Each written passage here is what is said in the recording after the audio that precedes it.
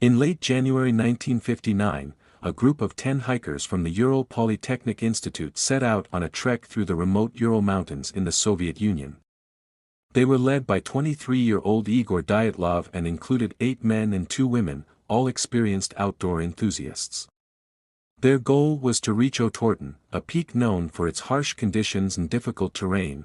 On January 28, just one day into the journey, Yuri Yudin, the oldest member of the group, had to turn back due to severe joint pain and illness. This decision would save his life, as he would become the only survivor of the group.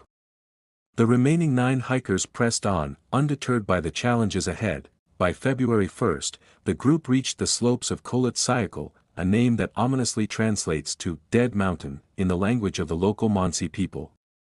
Instead of seeking shelter in the nearby forest, they chose to set up camp on an exposed slope, possibly to practice camping in harsh conditions or because they had lost daylight and couldn't continue. This decision would prove fatal. When the hikers didn't return by February 12 as scheduled, their families grew concerned, and search efforts began. Weeks later, on February 26, the search party found the hikers' abandoned tent. What they discovered was baffling. The tent had been cut open from the inside, and the hikers' belongings, including shoes, warm clothing, and supplies, were left behind. It was clear they had fled in a hurry, despite the freezing temperatures that dropped as low as -22 degrees Fahrenheit.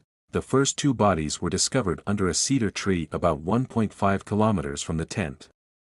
They were dressed only in underwear, with no shoes or proper winter gear. The tree's branches were broken several meters high, suggesting someone had climbed it, perhaps to look for something, or someone. Nearby, remnants of a small fire were found, but it was clear the hikers hadn't survived long. As the search continued, 3 more bodies were discovered scattered between the tent and the tree, as if they were trying to return to the tent but had succumbed to hypothermia along the way. These initial findings pointed to a tragic accident, likely caused by exposure and panic. But things became stranger when the remaining 4 hikers were found 2 months later, buried under several meters of snow in a ravine further from the camp. The injuries on these bodies defied explanation. One hiker had a fractured skull, while 2 others had massive chest injuries so severe that investigators compared the force to that of a car crash. Yet, there were no external wounds to explain the trauma. One of the women was missing her tongue, eyes, and part of her lips, a discovery that added to the growing sense of mystery. To make matters worse, some of the hikers' clothing was found to be highly radioactive. Adding to the eerie atmosphere, witnesses in the area had reported strange orange orbs glowing in the sky on the night of the incident. Theories about what happened to the Dyatlov group quickly emerged. The most conventional explanation was an avalanche. The group may have heard the roar of snow sliding down the mountain, panicked, and fled the tent. In their disoriented state, they could have succumbed to hypothermia, with the injuries caused by the force of the avalanche. However, this theory is controversial, as no clear evidence of an avalanche was found in the area, and the tent was still standing, partially buried but intact. Others suggest that the group may have encountered secret Soviet military testing. This theory is supported by the radiation found on their clothing and the reports of glowing lights in the sky, which could have been flares or missiles. Some believe they may have accidentally wandered into a testing zone and been caught in an explosion or other classified event. Then there are the more supernatural explanations. Local Mansi legends warn that Kholat Syakhl is cursed, haunted by vengeful spirits that guard the mountain.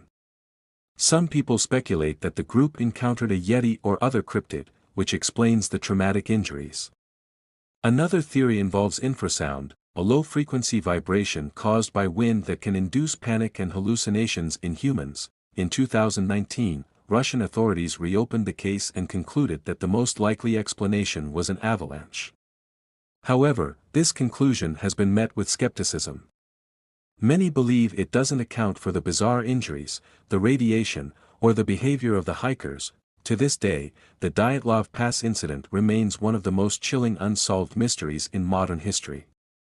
9 lives were lost under circumstances that continue to defy explanation. The truth may never be known, leaving us to wonder what truly happened that night on Dead Mountain. For more chilling stories like this, subscribe and hit the bell icon. Thanks for watching.